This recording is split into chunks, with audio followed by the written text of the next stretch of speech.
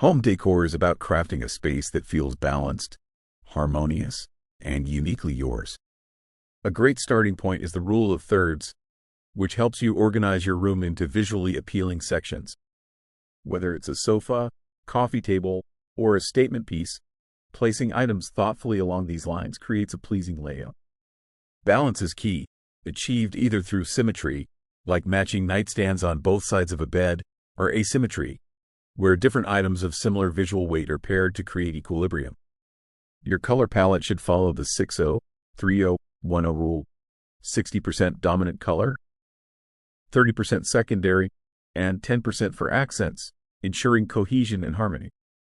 Don't forget to add layers and textures, such as soft cushions on a leather sofa or a wooden table on a plush rug, to give the room depth and warmth. A focal point, like a fireplace or a large piece of art, draws attention and sets the tone for the space, with other elements arranged to complement it. Finally, infuse your personality into the decor with personal touches, photos, souvenirs, or books, blending old and new, high and low, to make your home